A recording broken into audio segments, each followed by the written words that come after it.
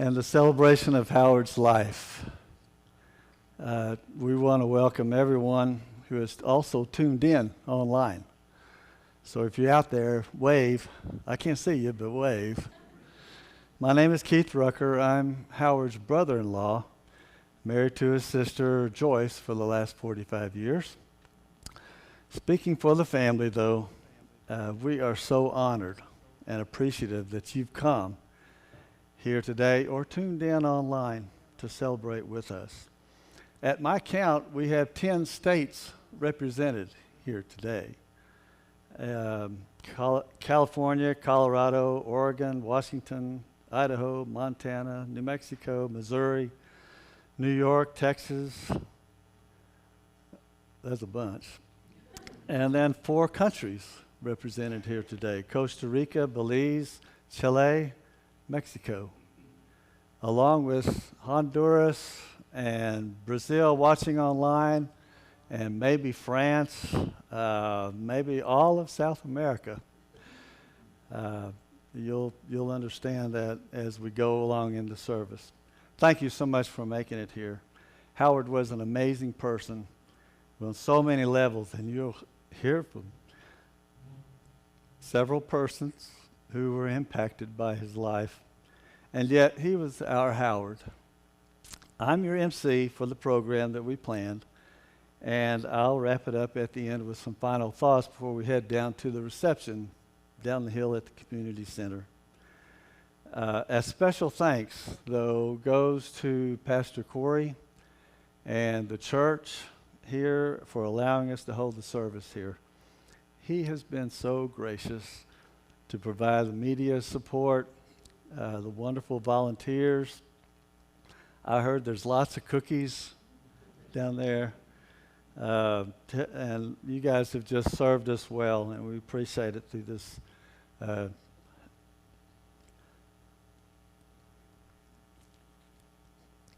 tragic loss of Howard. But thanks also to the Kramer Funeral Home for helping us out today. Pastor Corey will now come and read the obituary and make a few comments. And then after he comes, then we'll enjoy a brief slideshow that his daughter Allison put together. Beautiful job. So Pastor Corey.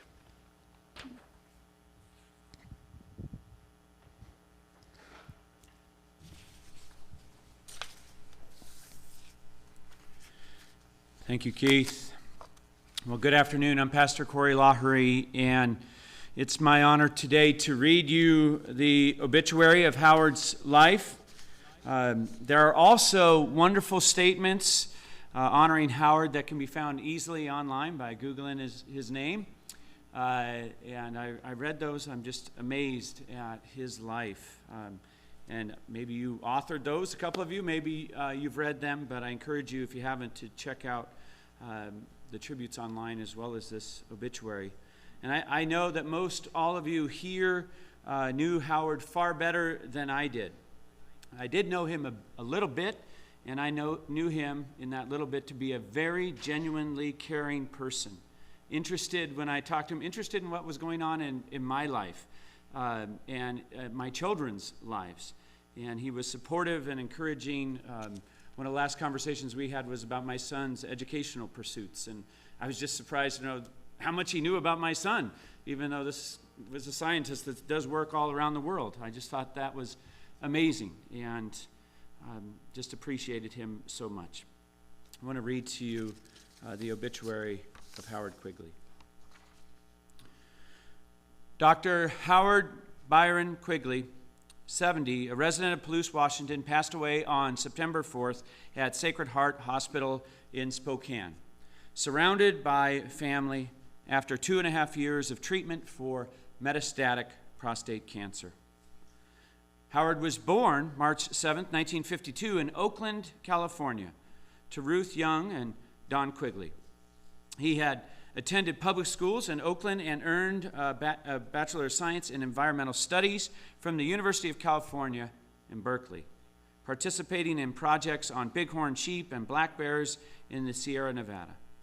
After a master's degree from the University of Tennessee, Howard's 3 years in Brazil studying jaguars provided the basis for his PhD from the University of Idaho under the guidance of Maurice, I'm going to try to say this right, Hornacher, got it, Hornacher, and the Hornacher Wildlife Institute.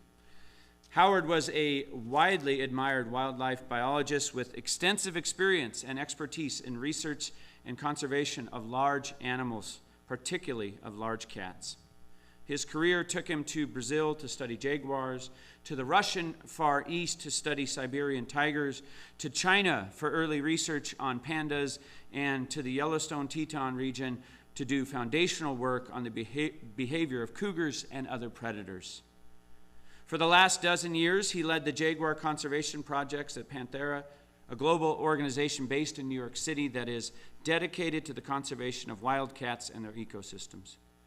He devoted himself to supporting aspiring biologists, including as thesis advisor to students in Montana, Idaho, Washington, and beyond. Howard is remembered by his family and colleagues for his congeniality and hospitality, his attention to the personal well-being of those around him, as well as for his sense of humor. His colleagues at Panthera remember him for his signature good nature and humor that provided levity to the often solemn subject of saving wild cats, and for the numerous devoted and talented wildlife biologists whose hearts and minds Howard guided and inspired. Howard is survived by his wife, Molly Quigley of Palouse, daughter Allison Quigley, a doctor of veterinary medicine of Santa Fe, New Mexico, Sorrel Davis of Bozeman, Montana, Garrett and Holly Parrish of Palouse, brother Dan Quigley and Eric of Oakland, sister Joyce Ruckert and husband Keith of Aurora, Missouri, as well as grandchildren, nieces, nephews, and their families, of whom some are here, niece Jennifer Williams, and grandchildren Elka and Alder Davis, and Alden Bennett and Brooks Parrish. And that is Howard's obituary. And we give thanks for Howard's life. We do know that pictures describe quickly what words take paragraphs or pages to do, and pictures can also evoke memories and aid in our grief. So as Keith mentioned, now we're going to watch a video slideshow for a few minutes and see some pictures of Howard's life, his family, friends, colleagues. I also want you to know that a longer version of this, I believe, is going to be available at the reception today, as well as a display of pictures from Howard's life. So I hope you will check those out at the reception. Now let's watch this slideshow together and give thanks for Howard's life.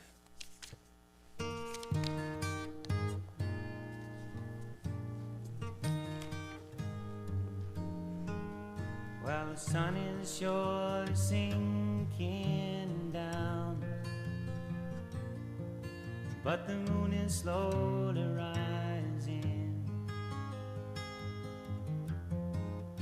So this old world must still be spinning around, and I still love you. So close your eyes. You can close your eyes, it's alright. I don't know no love songs, and I can't sing the blues anymore, but I can sing this song, and you can sing this song when I'm gone.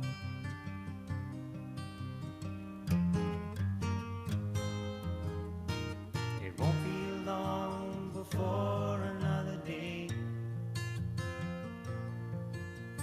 we gonna have a good time, and no one's gonna take that time away. You can stay as long as you like.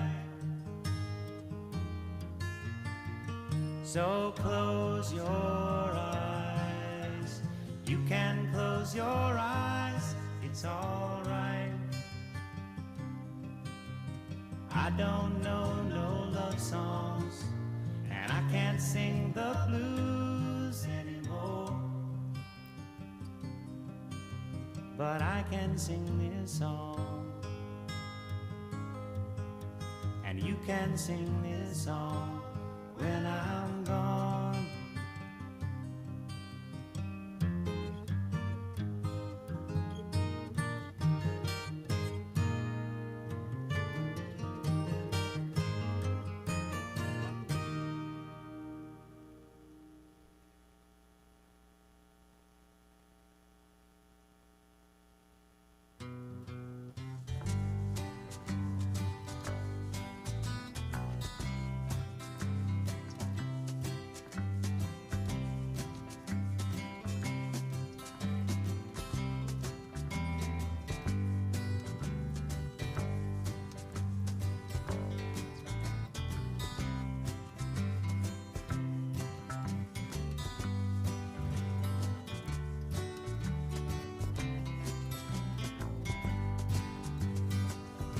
If my words did glow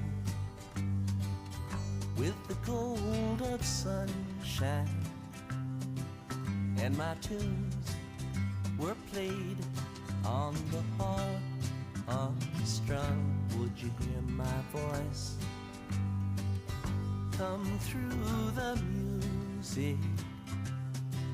Would you hold it near as it were your own? It's a hand-me-down. The thoughts are broken. Perhaps they're better left unsung. I don't know. Don't really care. Let there be songs to fill the air. Ripple in still water when there is no pebble tossed, nor wind to blow. Reach out your hand. If your cup be empty, if your cup is full, may it be again, let it be known. There is a fountain that was not made by the hands of men. There is a road, no simple highway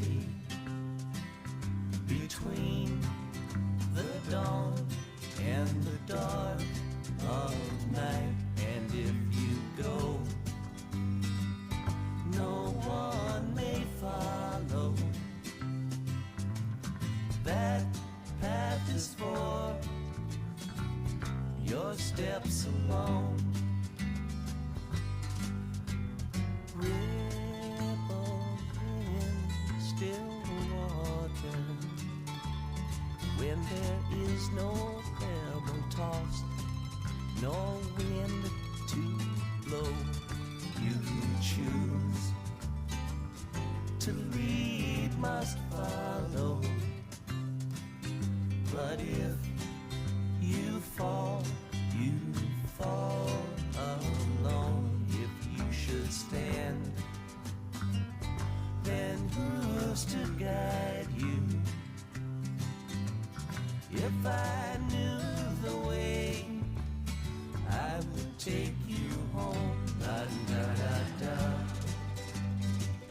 la da da da, la da da, la da la da da da, la da da da, la da da da,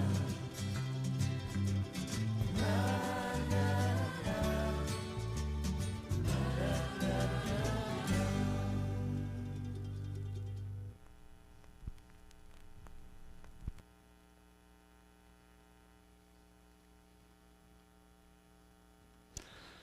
On March 7th of this year, we celebrated Howard's 70th birthday, and we had a blast. After his sudden passing on September 4th, Molly began receiving tons of emails and cards from all over the world. And our family, and thank you for those, they were so endearing and heartfelt. Our family was blown away by Howard's global impact. Some of us really didn't know the extent of that. And his family and his friends, we knew that they were dear to him. But his work with Big Cats and colleagues went worldwide. Because some of you sent sincere, heartfelt notes, it'd take hours for us for everybody to share something. But we've asked seven persons to come and share their hearts, share what they have, what their memories are. And there will be another opportunity down at the reception if anyone else wants to share a story or a memory. We also, Howard's brother, Dan, created these cards, and they're down at the reception, and we ask you to go by and pick one up and use that to share a story or a memory or a condolence, and the family will cherish that a whole bunch. So we appreciate that. All right, right now we're going to start the sharing time, and first up is Allison Quigley, Howard's daughter.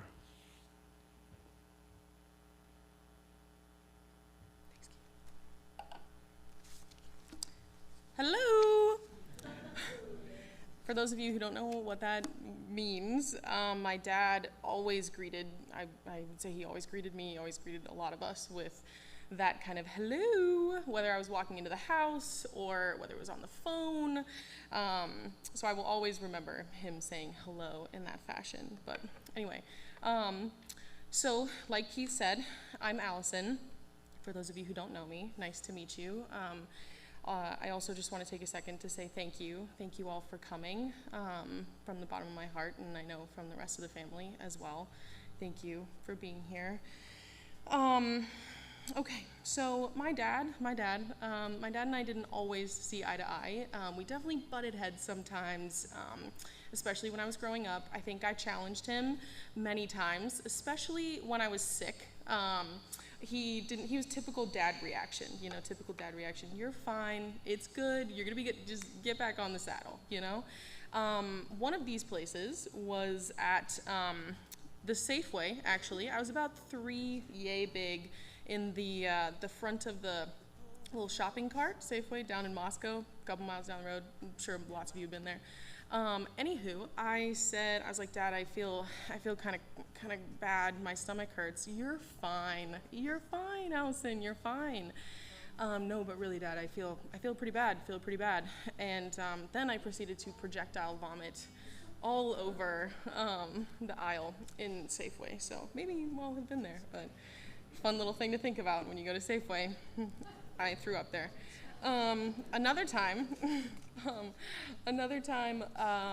when I challenged my dad was when I went to his house for the weekend, and I brought my dog with me, Dobby, great name, great guy, and I was racing Dobby up and down the stairs, and I happened to stub my toe really nicely right into the cement stair, and at the time, I did not realize, I was like, Dad, I don't think I can walk. And he was like, no, you're fine.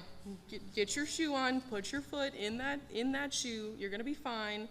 And 2 days later, I went back to my mom's house, got an x-ray, and I had fractures in that toe. So, needless to say, made me stronger. So over the last probably 5 years or so, I really got very close with my dad.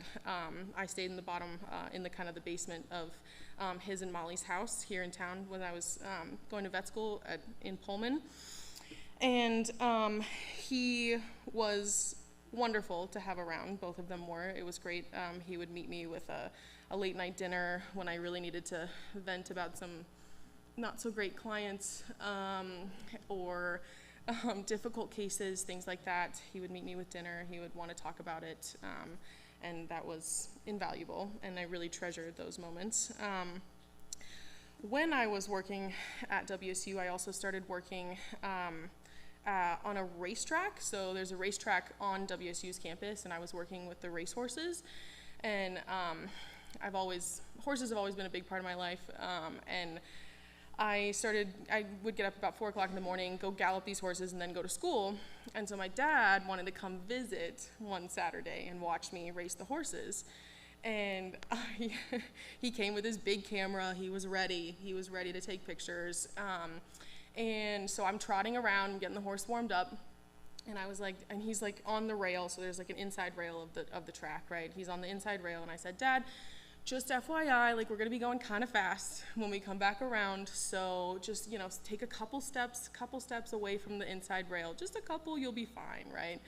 Well, I come back around, we're going fast at that point, and my dad is about as far back as you can possibly be off of the rail. We're not talking 2 feet, we're not talking 10 feet, we're talking 50 feet back.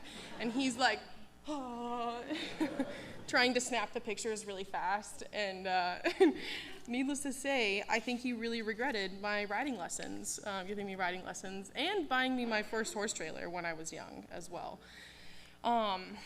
So he was a little scared. I went camping with my dad at one point too, and this was when I realized I wasn't going to do fish. I wasn't going to be a fish vet by any means. We went fishing for the first time. I caught a nice rainbow trout, and of course I was about 8 at the time. I had never really felt a fish before, and I didn't realize that they're really scary when you're 8 years old, and they're really slimy, and I had a mild freak out. And my dad, basically the fish had kind of caught it in his lip in a way that we couldn't get it out without pliers or some sort of tool. And so my dad was holding the fish, and I'm trying to find these pliers going through all the backpacks, all the pockets, everything. I can't find them. He's like, you need to hold the fish. Nope, no, absolutely not. No, Allison, you need to hold the fish. You need to hold the fish. Oh, and so I freaked out. I was almost vomiting. It was really good, a really good bonding experience for sure. We never went camping after that. I don't know why. I'm not sure. Anyway, I am so very grateful to have grown up with him, to have cried with him, to have laughed with him, and to have gone on so many adventures. And I could talk your ear off about all the wonderful stories, and I'm sure we will at the reception. And I will be forever grateful that he made it to my vet school graduation. I know that meant a lot to him, and that meant a lot to me, and I will always remember that. I will also miss his weather reports and his salmon Sundays and all of his word games.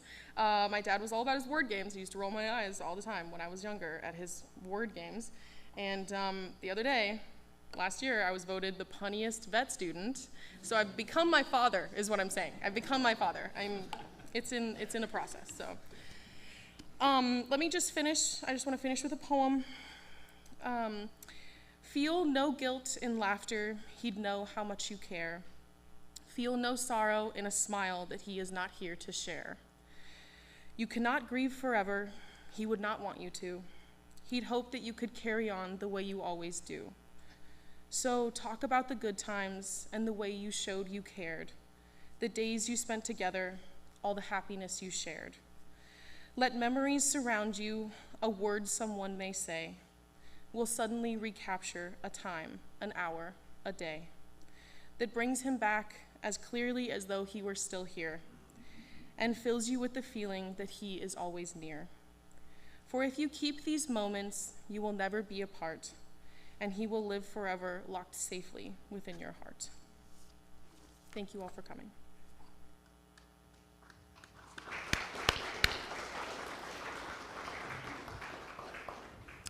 Thank you, Allison. Next up is Morris Hornacher. Morris is the founder of Hornacher Wildlife Institute, and he's going to come up and share. So come on up.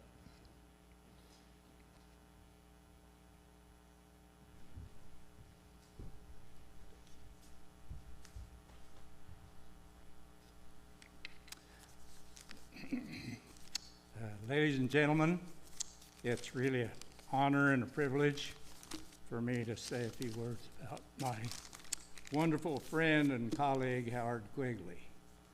And I feel so fortunate that in my lifetime I had the time with him that I did. He was one of those very special people that I'm not telling you folks anything, that he makes a big impression on us all. And one could say, I like to say this at least, that he and I shared much of the same professional DNA. We worked closely together for the better part of 25 years, from his graduate student days in the 1980s to our organization's merger with the Wildlife Conservation Society in 2000. We shared experiences always in harmony, from fundraising in corporate boardrooms to tracking cougars in the Idaho wilderness to sharing dingy cabins deep in the Siberia taiga. He never complained. In fact, his positive attitude and enthusiasm carried us through some very trying times. Few biologists can claim Howard's breadth of experience. His curiosity of the natural world literally took him worldwide, from Brazil to the Idaho wilderness, from Yellowstone National Park to Siberia, from Africa to New Mexico, and many other places. He sought to learn and then conserve populations of potentially endangered carnivores, especially the big cats, his first love, and how they fit in their environment. And he tried to educate local populations which he had such rapport with. He had rapport with everyone. We all recognize that. I recall when Howard burst into my office at the University of Idaho. His mentor at the time, George Schaller, had called me and said he had this great young guy in Brazil who was interested in our graduate program and he might be showing up there. Well, he did, unannounced, burst into my office, and he was on his way to float the Middle Fork of the Salmon, a wild river. He never told me he was a licensed river guide. He just liked to run rivers. And he introduced me to his, I'm sure, client, two beautiful young women from his class at Berkeley. I thought, now this guy's got it right. I encouraged him to come. He didn't set a timeline, but I told him that he was welcome to come because it was obvious he was such a self-starter. And with most of my self-starting graduate students, I tried to stay out of their way. They'll argue that, but it's true. After completing his PhD, I asked him to stay with us for a while, and he did. And he went into the wilderness and did a cougar study for 2 long winters. Then Frostburg University in the East invited him, and he accepted that offer. But as soon as I could get the funding together, and it took a little while, I enticed him back by offering him the presidency of my new nonprofit institute, the Hornacher Wildlife Research and Education Foundation. From that time on, we worked under this banner. From the late 80s to the time we merged with the Wildlife Conservation Society in 2000. Those were productive and rewarding years. Working with Howard was enjoyable. We became almost professional brothers. We created and initiated several projects, all funded with private funding, but perhaps the most notable was initiation of the Teton Cougar Project, which was a follow-up to our long-term study in Yellowstone in a totally different environment as far as human activity was concerned, but it was the same ecosystem. And rarely in nature do we get to design a project like this, because there are so many variables in nature. Here we had it pretty well laid out, and the results were really rewarding. And the chief biologist on that, at the long-term end, some 16 years, is here with us. Mark, good job. The other was the Siberian Tiger Project. We were told it couldn't be done because you couldn't use elephants to capture and radio mark tigers. We were successful using different techniques. Both of those projects, and that was ongoing for so many years. Dale McKell, Kathy Quigley, and I and Howard initiated that in 1992. It took Howard and I 2 years to raise the money. No one wanted to invest in a project that was questionable about its success. No one wanted to invest in a project in a communist nation. But Howard had opened the door with a scientific group, Russian scientific group, who had visited some federal research activities in Idaho, and we entertained them at one of our research stations in the wilderness. Howard met Yuri Puzanchenko, who was then head of the Soviet Academy of Sciences, which was equally as strong in the communist Soviet Union as the military at that time. Dr. Puzanchenko was really interested in our cat work, and he invited us to come study the Siberian tiger. The National Geographic was the first to provide some funding. I used to joke that it took Columbus a hell of a time to raise the money. He finally did, and the results are obvious. But funding then followed, and Dale McKell is here with us, and Dale has been in Russia from the early 90s until just here recently. And I don't need to go into any of that. But he's been, well, one of the best. Dan mentioned a moose biologist last night when he introduced Dale. And Howard and Dale were close friends. And after we secured the funding for Siberia, we looked for a project manager, a biologist to lead the project. Howard said to Dale, and I questioned it. I said, Howard, he's done his PhD on moose. Ungulate biologists don't think like carnivore biologists. They think in numbers, and they are hard to switch. Often they don't switch because they like to use a lot of statistics and all of that. We don't need that with carnivores. But Howard said, well, Dale's different. He'll see. Dale, I apologize. He's done super work. All of those projects took negotiation. These two were particularly sensitive. Yellowstone Park was easy. National Park Service is the administrator. Jackson Hole is different. There's a half a dozen different federal and state agencies there, some of them with different objectives. You have to navigate that before you can get on the ground. Howard was masterful at that he could bring people to his view without offending anyone. And that was the key to operating there. And very few people I've in my career have encountered had the kind of skill Howard did with people.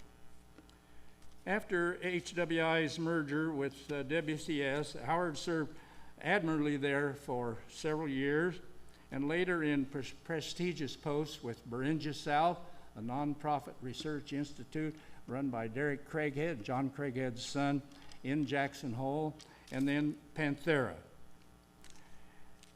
And at Panthera, Howard oversaw, as we've heard here, the Western Hemisphere cat program.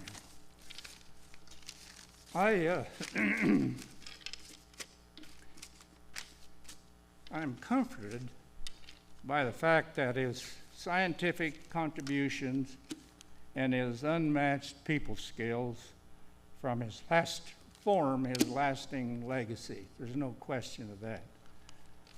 I valued him immensely as a professional colleague, and more importantly, as a treasured best friend.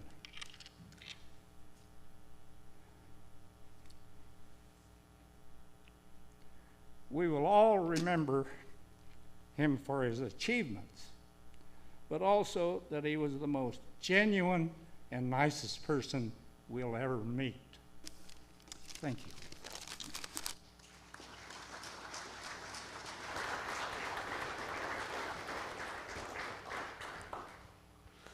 Thank you, Morris.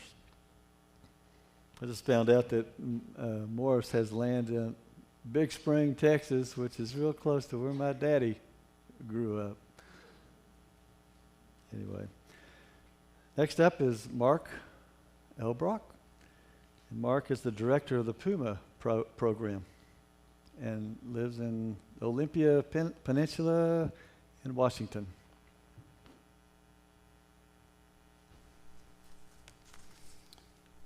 Thanks so much for the opportunity to be able to speak today. It's a real honor.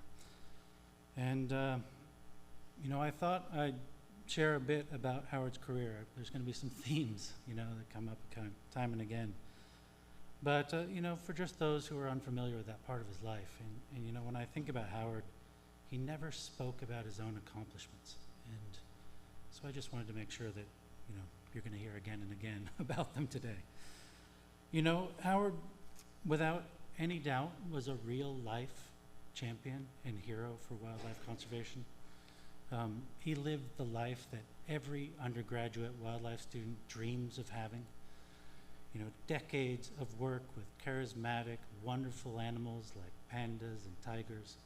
But his real legacy is in his contributions to what we now know about mountain lions and jaguars, and in their conservation.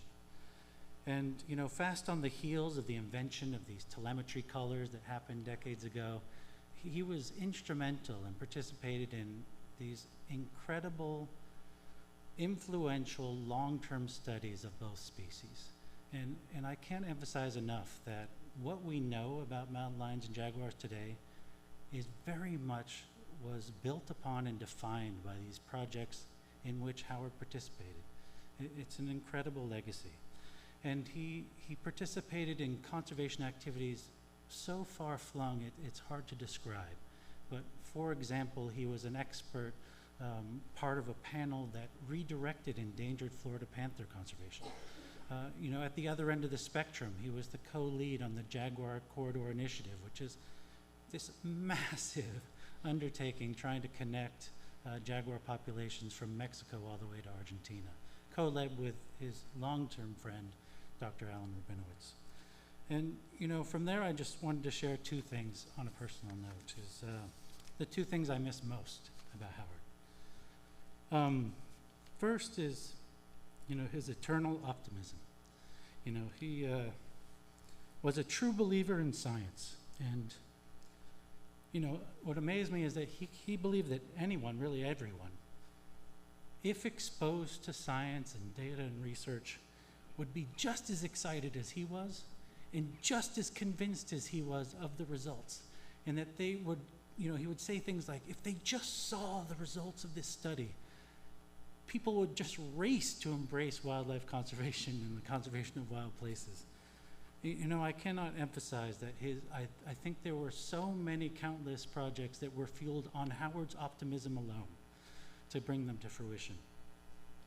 And second, I would just, I miss his laughter. He was a professional and a gentleman, first and foremost, really well presented, as opposed to me. I always look, I rolled out of bed. But, for those who spent time with him, who were lucky enough to spend time with him, there was this underlying humor, which has already come up today.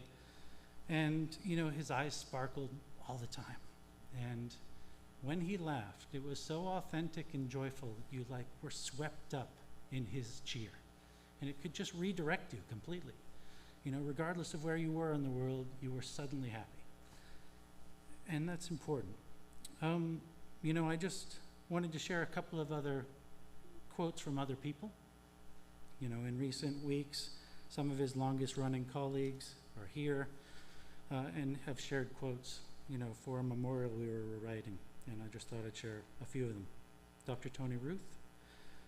From the day I met Howard nearly 25 years ago, every interaction was filled with his warm smile, his calm presence, the sharing of his vast knowledge and laughter. Linda Sweener and Dr. Ken Logan, Howard touched our lives in so many ways. He was a kindred spirit. He was a great mentor to innumerable students and a deeply dedicated conservationist. Morris, I won't share another quote from you. And two more I just think really sum up Howard's life for all of us here today. Dr. John Poliser wrote, "Some lives are like a stone thrown into a pond, making ripples that spread, that resonate. Some lives make waves in the universe, and this life was one of those." And the last I'll share is comments made by Dr. Fred Lene. Howard was a true pioneer who ultimately inspired an international community to follow in his footsteps. We are forever indebted to Howard for his extraordinary contribution to bettering our planet. And indeed, we really are indebted to Howard. Me personally, he was my supervisor for many, many years and my mentor. Thank you, Howard, for supporting me in my work and for the so many others you supported across your amazing life. Thank you for all you did.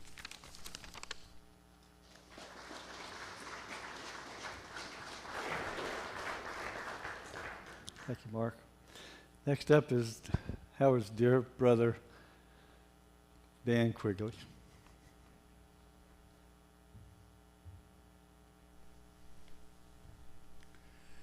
So good to see everybody here today, and I have to say my first reaction after everything we've heard so far is that Joyce and I got to grow up with this guy. And it's just so satisfying to hear that he was the same person in the world as he was with us. I had the occasion over the last several years to ask him to fill in some of the gaps in my memory of where he was when I was out running around. I'm Howard's older brother.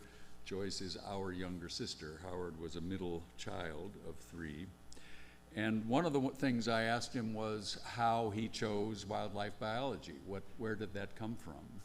And he gave credit to our father. Our father was raised in Duluth, Minnesota, and spent a lot of time hunting and in the wilderness. And when we were kids, and when our father's career allowed it, he took us as a family camping in the Sierra Nevada on one of the most beautiful lakes I've ever seen when I went back as an adult. We went fishing out the Golden Gate for salmon. That I had kind of the reaction to salmon that Allison talked about with trout, but we enjoyed that. We went a lot of hunting of one kind or another, and our father's pleasure and knowledge and commitment to it was always present. Howard always had that interest in the out of doors through his late teens, but I think as he explained it, by the middle of his college years, he realized that he wanted to pursue the academic aspects and really make a career out of this work out of doors, and he attributed that to what our father had introduced him to. Another story that I didn't know much about, I knew that Howard's connections with George Schaller and Morris Hornacher had been seminal in launching his career, but he and Alan Rabinowitz were graduate students at the University of Tennessee in the late 70s, and they both were getting degrees there. But, you know, what do you do next? What do you do with a graduate degree in wildlife biology? And so they were looking at alternatives. And this guy, George Schaller, who was sort of a globally well-known biologist, somehow word was put out that he was looking for assistance in, I think it was the jaguar work in Brazil initially. And Howard wasn't sure. Howard thought he had experience that would be good. And Howard says that it was Alan Rabinowitz who said, come on, just write to him. What's the matter with you? You can do this. Do it, you know? And that kind of lit the fire that he needed. And Howard wrote to Schaller, and lo and behold, he got a response back. And Schaller introduced him to the jaguar work. He introduced him to the Panda Project, and perhaps most importantly, he introduced him to Morris Hornacher to launch the completion of his academic career.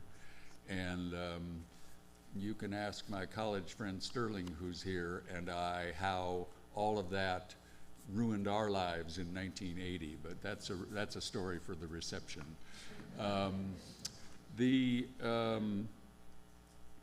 You know, I've thought, as everybody is, I've thought of the things that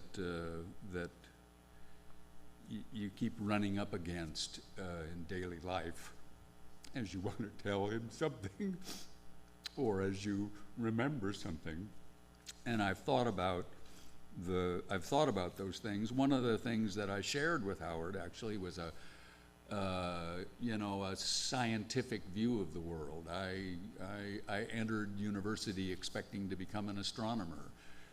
Didn't work out, but that's what I was intending to do, and that still frames a lot of the way I look at the world. That certainly frames the way Howard looks at the world, and that scientific and academic frame was always something that I could share with him, even though when we were kids, I was the teacher's pet that everybody thought was doing so well. Howard is the one who got the PhD. So it's odd the way things work out. The last thing that I was reminded of yet again recently is Howard's love of baseball. Howard and I grew up watching the San Francisco Giants, but then we converted to being Oakland A's fans. And his friends in the Bay Area, Howard had a knowledge of it from the inside. He was a member of an adult league and played on a team sponsored by our father called the Platers. Ask us later what that means. And played quite a bit and came back to the house and drank beer with all his friends, at least one of whom is from that team is here today. And Howard understood who the players were and what their talents were and what was working for the team, whereas I just like to cheer for the hometown team. And for the last, Eric and I live in Oakland for the last 15 years, and I am an Oakland A's fanatic and have gone to a lot of games, and virtually every time I was at the stadium, I would be texting with Howard, who was already, Molly said he often had a screen open with news about baseball and the A's, and I would send pictures and such. And Eric and I went to the last game of the season this year on October 4th, and I couldn't write to Howard about it, which was very hard. But there are lots of other things like that, and we all share those kinds of memories and the diverse kinds of things that he was interested in knew no limits. Thank you.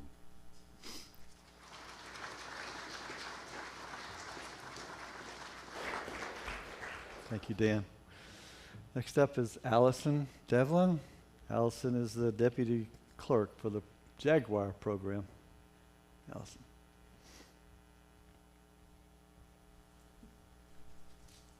Hi, it's great to see everyone here to help celebrate Howard's life.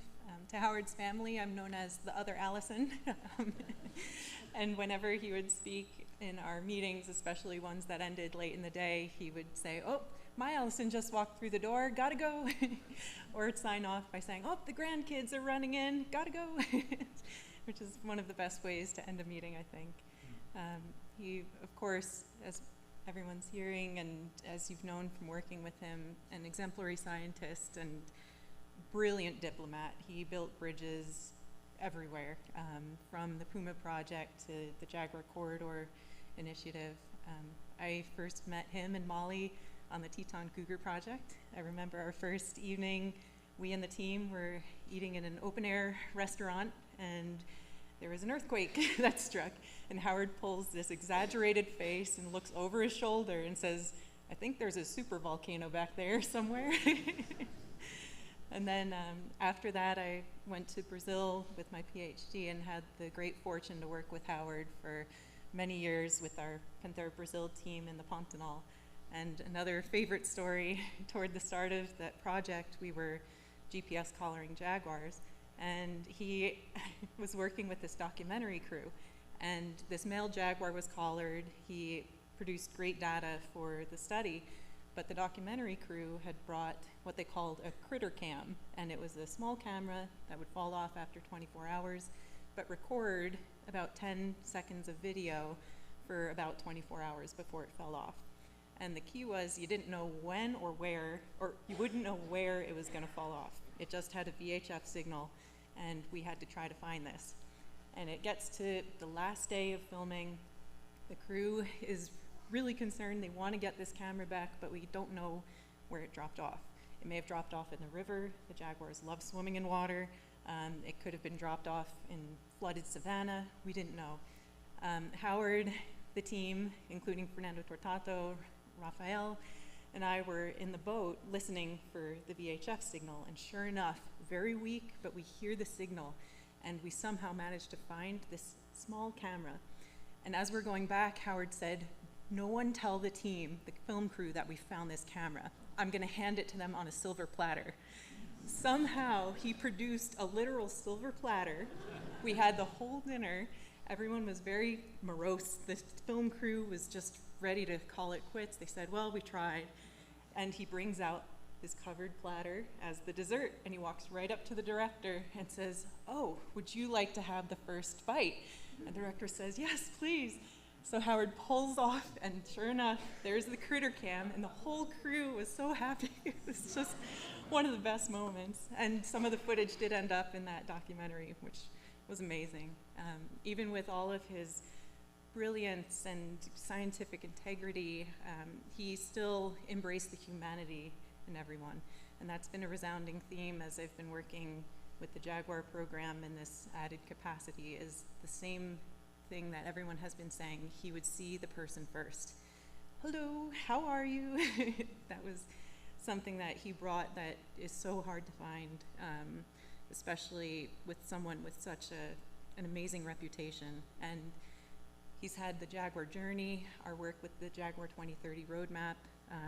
His legacy is really expressed in the people that he's inspired and brought into the fold of his passion, his vision for conservation of wild cats, especially with pumas and jaguars. There are many tributes, as folks have said, and we'll read more of those in the reception afterward. I just wanted to do a brief excerpt from his longtime friend and colleague, Rafael Hogestein. He is based in Brazil and manages the ranch in the Pantanal. And he says, "Howard is an example for all of us, an honest and integral human being, a family man, a high-level scientist, an understanding and caring boss, a talented worker, and for all of us not as wise, or those younger than him, he was a reliable older brother who guided us wisely in the most difficult times. We will remember him with great affection and follow his steps. To Howard, our eternal gratitude for his teachings, example, and legacy." Thank you very much.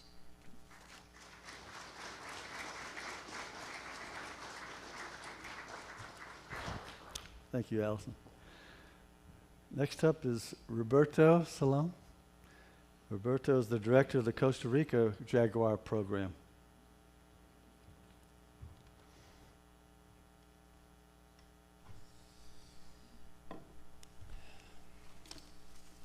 Hello, everyone. Well, my name is Roberto Salón Pérez. I'm from Costa Rica in Central America, and I'm Pantera's director for the Mesoamerica Hub.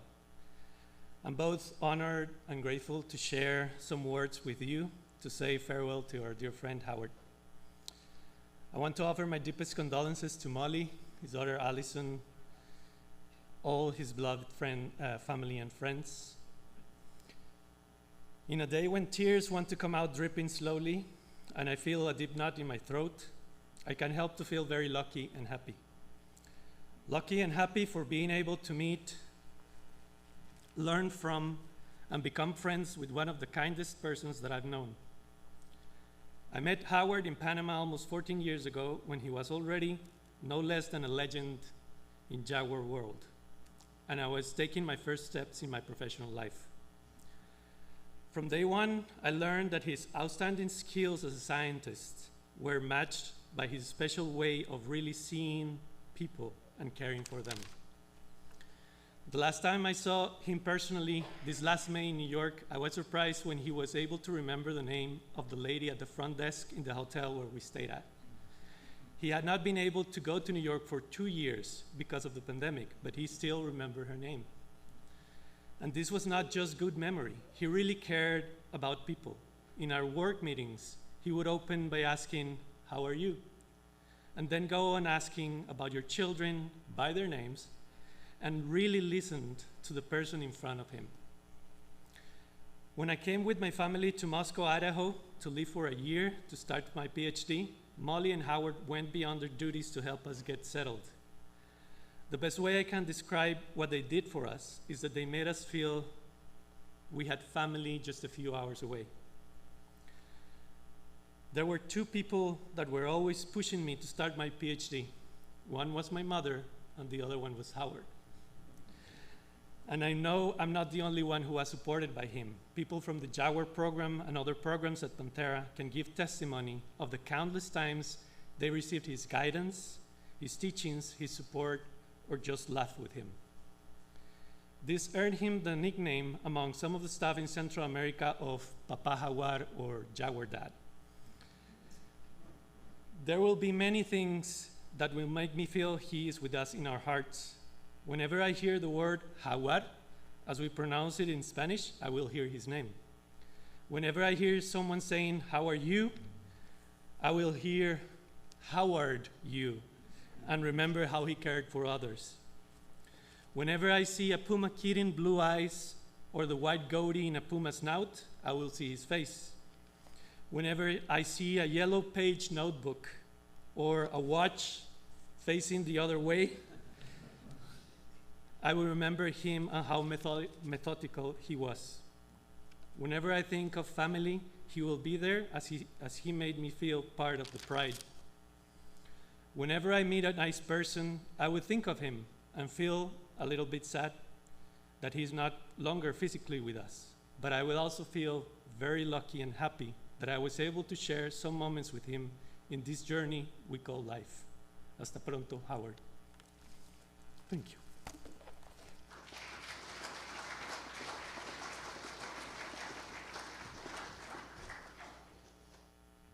You, Roberto.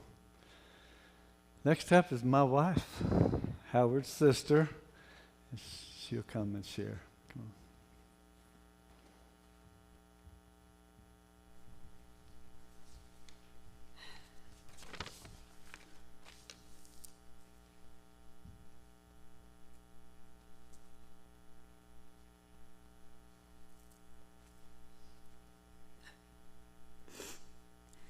Howard was my big brother.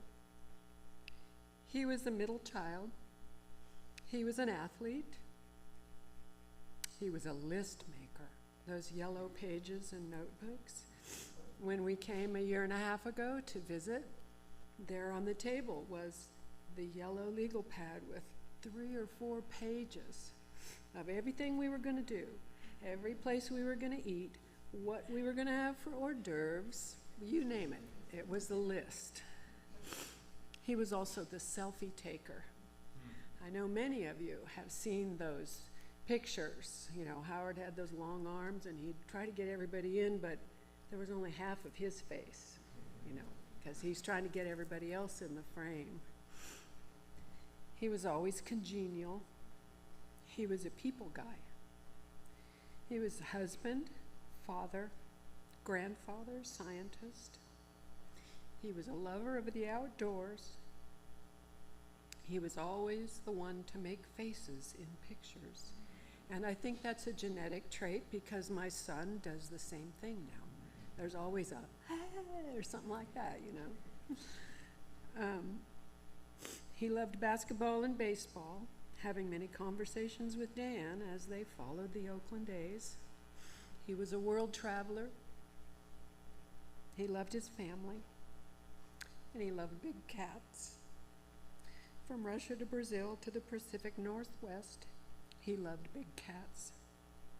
One of my earliest memories growing up with him was being out in our yard, and he had set up in the yard in the dirt a little battlefield. If you've seen the Toy Story movies, the little plastic green army guys that, you know, get around, he had a whole set of those. He would have a whole battlefield set up in the dirt, and he really did not appreciate his little sister coming out wanting to play in the dirt with him, messing up his battlefields, invading his space.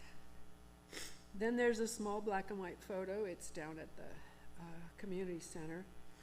It's one of my favorites. I was about 5 probably, so he was 7. And we're in a little blow-up raft. And we're paddling around the lake.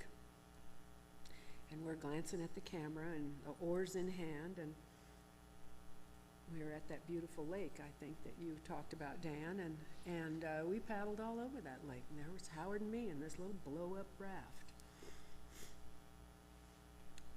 And when we were older, and it was Christmas time, Dan would be the environmentally conscious one, and he would wrap all his Christmas presents in the Sunday comic papers, because that was a good thing to do, not buy all that pretty foil wrapping like I liked. But Howard, we'd be concerned about all the family pets, taking care of the animals. And so he would go out and he'd buy all the dogs, all our dogs at home, rawhide chews, and he'd buy the cats little catnip toys. Sometimes they had those annoying little bells on them. But even then, there he was taking care of all of the animals at home. When Keith and I would be on the road with our travel trailer, he would of course be at his computer, and he would know which route we were going and where we were going. And he would calculate our mileage, and he'd text and he'd say, well, you must be right about at this place, and you know, here's the weather you're going to get, and it's going to be a thunderstorm, or there's, you know, here's the sights you can see along the way. And then I'd send him a picture of where we were going. When the family would get together for a visit, he would always say there'd be more bang for that travel buck, Joyce, if we all met at your house, which at that time was in Colorado, because we could all, the 2 of our 3 kids lived in Colorado with their families. And so if they came to Colorado, they could all see our kids and our grandkids, because it was family time, and that was what was important. So we spent several Thanksgivings and holidays and things in Colorado at our house. It makes me happy to know that so many of you, even though you were colleagues at work, that you also knew Howard the person, and Howard the character, and Howard the warm and funny guy that he was. I believe that we are all by far better off for having known my big brother.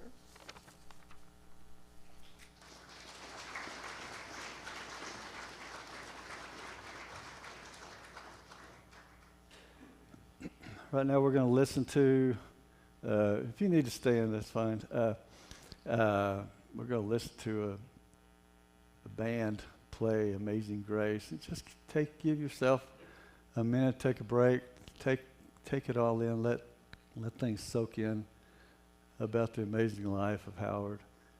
When I found out from Molly that Howard wanted me to do the service, I got to get him back. So this is, he and I would go back and forth about, I went to LSU, and he went to Berkeley, Cal Berkeley, and so we would always text in football season or basketball how we're doing, you know, we'd go back and forth. So this is the LSU band performing Amazing Grace. So go ahead.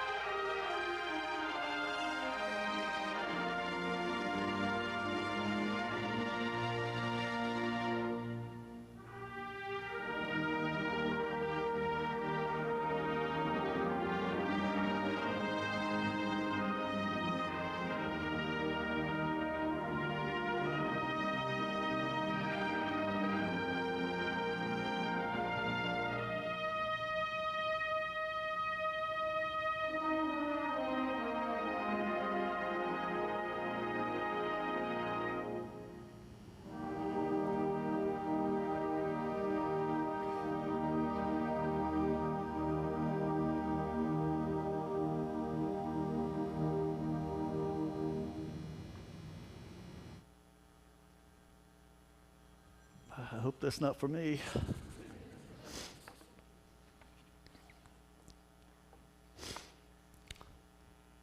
In 1977, I married into the Quigley family. And Howard was gracious, and I was, a good Christian Southern boy from Louisiana, Texas, and married into a California family. And at first, it was like a calf looking at a new gate. You're not sure what to do with that, and on both sides. But Howard was very gracious, and the whole family was. But I found out that Howard liked the Grateful Dead, and I thought, oh, Howard's a hippie. I've never met a hippie before, being in the South. And he loved Jerry Garcia. And it was a few Christmases later that he sent me a Jerry Garcia tie. And so I had to get used to it a little bit. It was very colorful, and back then I was conservative, computer guy in an office, and I'd wear this tie. But after a while, I wore it so many times. Yeah, I loved it. I always got compliments on it. And it's like, so for today, I went on Amazon and ordered a Jerry Garcia tie. Dan has a Jerry Garcia tie on. And Allison's wearing a pin of a dancing frog or something. Dancing bear. So we're honoring him in that way. Can't believe Howard's gone. It came too soon. But it's one thing to be gone and not forgotten. It's another thing to be forgotten and not yet gone. But it was heartbreaking when, as all of you knew Howard, you were heartbroken. We just couldn't help it because of, obviously, his enormous impact on family as well as his colleagues. In the Bible, in Psalm 147, God says that he heals the brokenhearted and binds up their wounds. And that gives us a picture of how incredibly personable God of all creation is. And that's what he does best. When the valleys in life become unbearable, he bends over backwards, wanting us to come to him, who can heal and restore and rebuild our lives. Jesus even says, when your burden is heavy, my yoke is light. Let me carry that for you. He also says, let not your heart be troubled. Keep believing in God. Keep believing in me. So we can trust him to get us through this loss, whether it's the hole left in your heart or losing a SME, subject matter expert. We were all really blessed for having Howard in our lives. Molly, continue to stay in close to the Lord. Lean into him, and he will lean into you for comfort, encouragement, and guidance in the days and weeks and months ahead as you grieve and as you move forward. But not in total isolation. You have a wonderful family, and those grandkids are precious. Lean into your family. Love on those grandkids like Howard did. He loved you. He and you loved his grandkids and spending time with them. And allow your church family to support you and love on you, as well as your friends. We are all here for you. Allison, your dad loved you.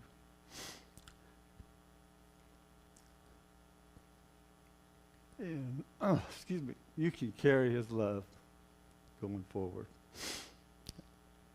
with you. The last 3 years living here with them while working on your DVM degree was cherished by him. And I know you've got 3 wonderful years with him. Hang on to those memories. He's very proud of you. How Howard impacted all of us, we can do the same to others. Caring, planning family visits and events, maybe not to the extent of spreadsheets of activities for us all to do, but at least a list. But making each person feel special and laugh a lot. Howard and I would start laughing, and sometimes it was hard to not laugh with Howard. He was more than what he did, a big cat guy, but it was who he was that made what he did exceptional. He lived who he was, and in so doing, he friended many, many people, made huge differences in wildlife and in lives. As he went along, Howard, like y'all said, he would just strike up conversations and make people feel comfortable. He made friends very easily. Was he a hero? Maybe in some respects, but Howard operated in humility. Humility starts with being thankful and grateful for every new day, appreciating those all around you. His mom used to say, "Count your blessings." Howard counted his blessings often, and Molly and him said that around the house a lot. Count your blessings, no matter how bleak things might have looked. Some of you are his blessings. In their home, you'll see words grateful, thankful, kind of scattered throughout the house and even out in the lawn. What are you thankful for? While Howard's work was on a global scale, he lived in this little tiny town. I bet you had to map it to get here in wheat country. It's a beautiful town. He never wanted the spotlight, but he was a global figure impacting the wildlife world, living humbly, down to earth, and relatable. In their backyard was a squirrel that was living there. When we came for his birthday, he would every day, part of his morning routine would be to strategically place nuts on the trellises and the stumps, and it had to go in those spots because he wanted that little squirrel to enjoy his little habitat in the backyard. Howard walked me through what he did. In fact, he walked his grandchildren through that little routine. He showed them the squirrels. They created a bird book. I haven't seen it yet, but evidently every time there was a new bird that came by, they would update that bird book with his grandchildren. And that's how special he was. I imagine, Howard walked me through what they did, and I remember something similar that his dad did with me and our children, his grandchildren, doing the little things to preserve nature. I imagine that's how he mentored some of you. He could have retired 4 years ago, but he didn't. He could have retired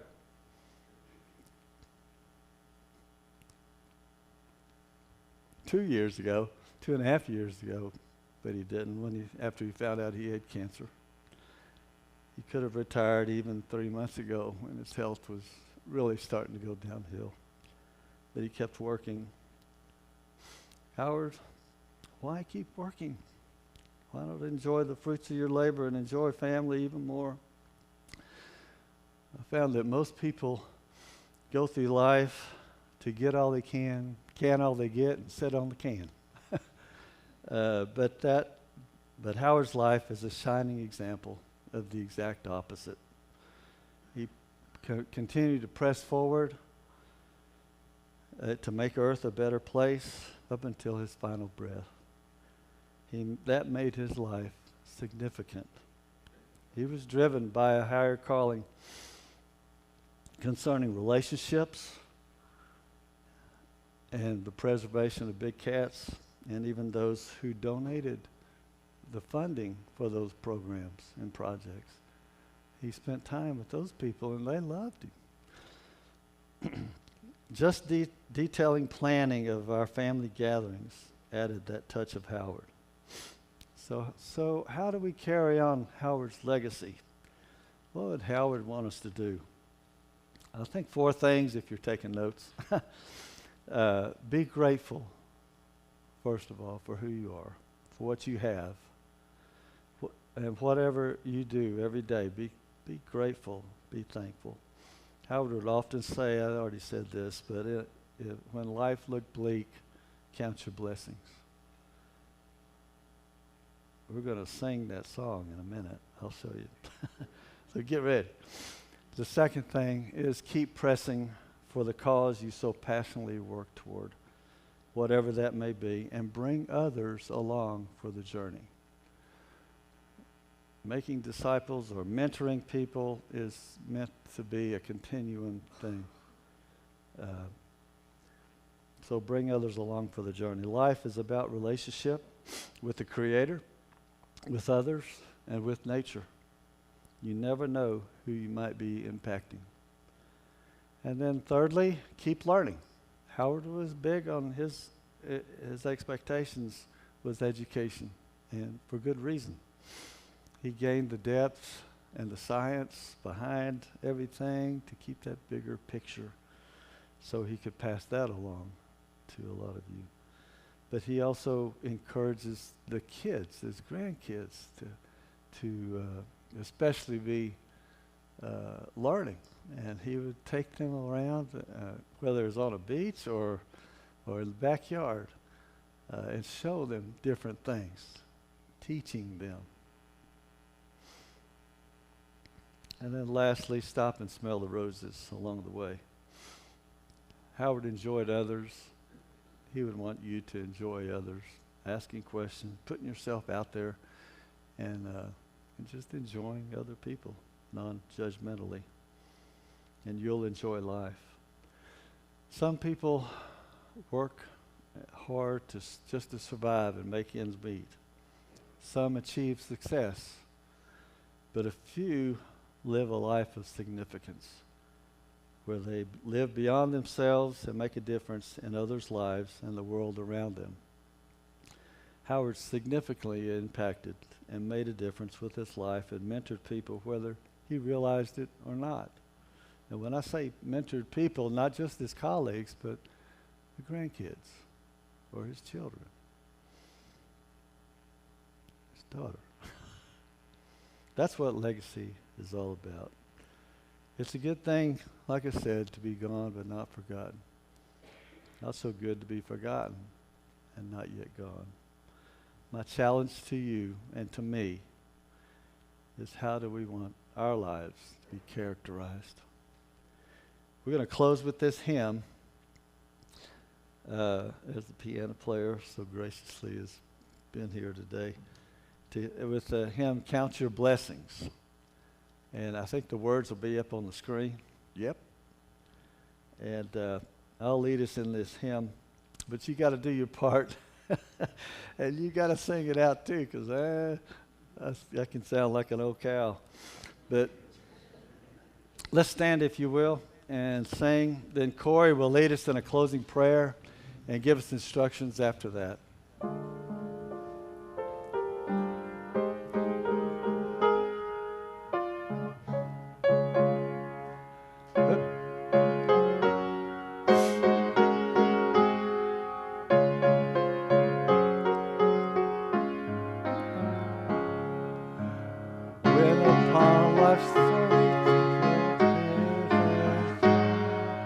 When you are discouraged and all is lost,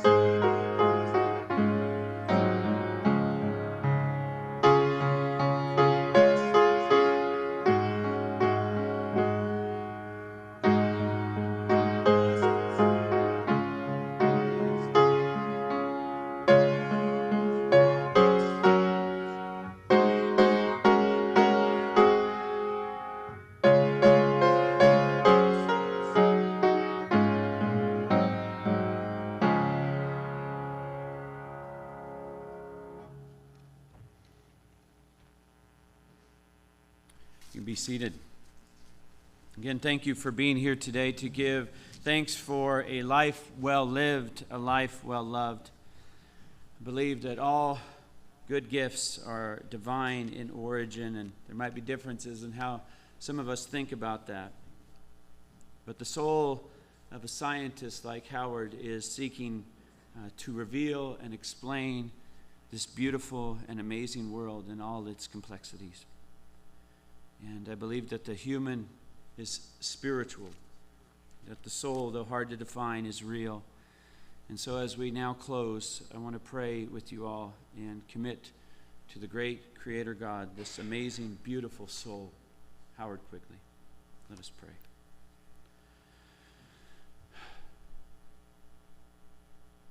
God of the universe and overseer of all nature, I thank you for the life of Howard Quigley, for the family he was born into, for the family he loved, for the family he created at work and the places he went, for those all he shared life with, for his passions, for his pursuit of knowledge and conservation, for his friendships and mentoring.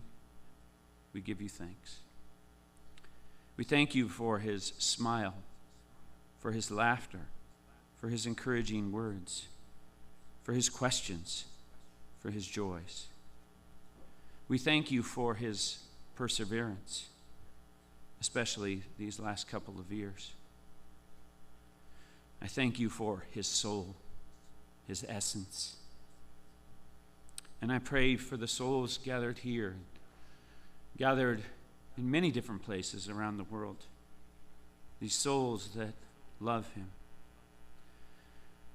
I ask that you would nurture and care for them with your deep and abiding love, filling them somehow in the midst of grief, filling them with peace. Please aid them in their grief. Lead them on a healing journey and help them to carry on this legacy. And as they do, may they have a sense of joy, even in the midst of sadness. May they have determination. May they have wonderful curiosity. Lord, into your hands we commit the soul of Howard Quigley, asking for your best possible eternal care for him. And in your loving name, I pray. Amen. Again, I want to thank you for being here today to honor this beautiful soul. And if you are able to join us for the reception in this wonderful little town of Palouse, it's right down the hill. This is a wonderful town to give directions to. Go down the hill. Once you go down the hill, turn left and look for all the cars, okay? The community center. And that's where we'll be having the reception, and there will be a time to share memories and stories there. There are photos there. There's a longer slideshow there. There's some parking on the street. You might want to reserve the parking in the parking lot for those who may need handicap assistance, as it's not too large of a parking lot, but there's street parking as well. So please join us down there if you can, and may peace be with you all.